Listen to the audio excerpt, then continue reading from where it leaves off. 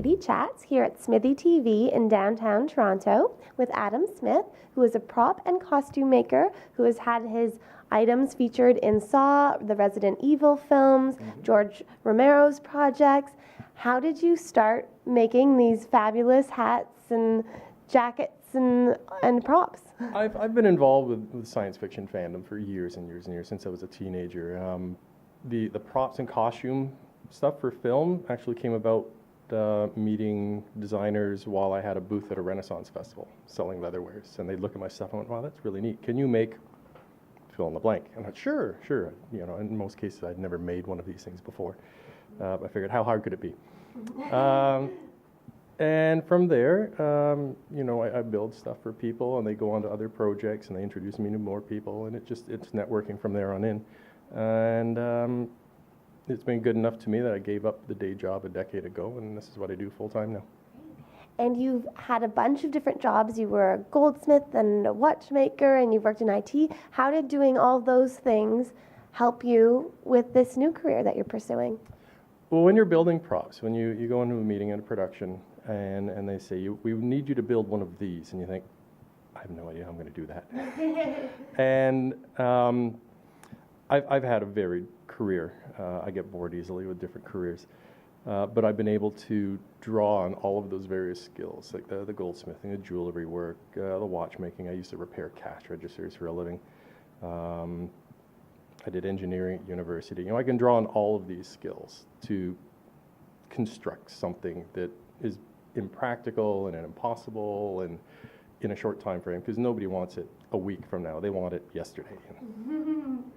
And so when somebody tells you that they want whatever they want, what is your practice like? How do you go about starting it and completing it? I mean, I'm sure it varies from each thing, but what's your general practice? It varies who I'm speaking with too, but mostly we'll sit down, we'll have a meeting, figure out what they want, what they expect this item or costume to do, what sort of abuse it's going to undergo, because some things take a lot of abuse. You know, you might need multiples. You know, how many of them do you need? Do you need a hero version for your main character, and then ones that can bash for stunts?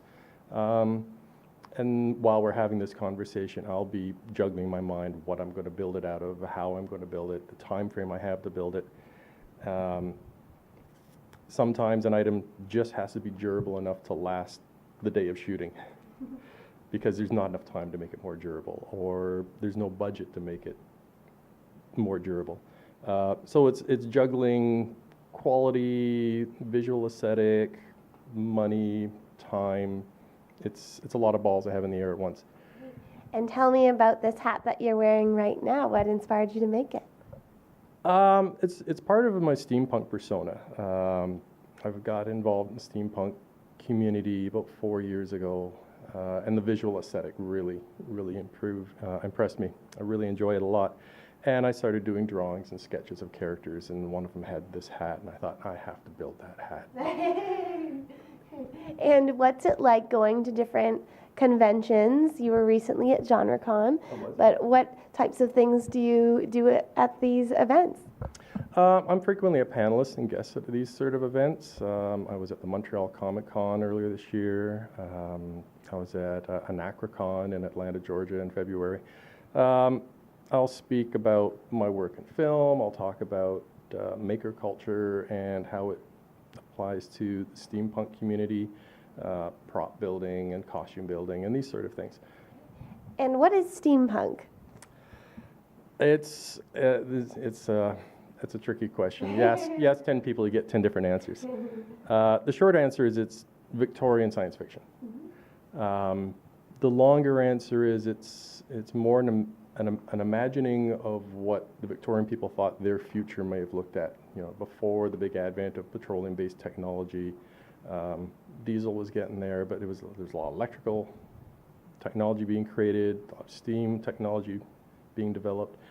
It was a big age of scientific discovery with Tesla and Edison and Bell and Niels Bohr. So there was incredible surge of scientific discovery. So we try to imagine, what did they think their future looked like, you know, absent internal combustion machines. and fashion staying pretty close. You know, you get Wild Wild West type stuff, you've got neo-Victorian costumes happening, and bizarre gadgets.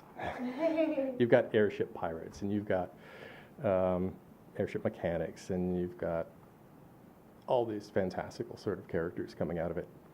What's the number one question that people ask you while you're on a panel? Oh, what is steampunk? That, and how did I get involved in props and costumes in film and TV? Because there's a lot of costuming that goes on at these events, and that's sort of the holy grail, doing it for a living. A lot of people would really, really love to do it, and it's difficult. It's a lot of work. It's long hours. You know, if you're working on a set, it's a minimum 12-hour day. It's not steady work, because you work on a movie, you're working for 3 months, and then there's no work, and you have to try and find another one. And what's your dream costume to design at this point? Oh, there's a number of them. You know, I'd love to have been able to work on the Riddick movies, the costuming for that. I've worked with a costume designer that did the last two. Underworld, you know, Hellboy. I worked with the costume designer who worked on those when I worked on Silent Hill. I've worked on some really, really neat costumes. It's the dream one is the one we just haven't seen yet, haven't imagined yet. So I'm waiting for it. And where is the best place to find out more information on you and on your costumes and props online? You can go to my website at swordinthestone.ca. Thank you so much. Congratulations on all of your success. I love the outfit you came in today, and best of luck in the future. Thank you, Katie. Thank you. I'm Katie Uhlmann reporting for Katie Chats here at SMITHEE TV in downtown Toronto.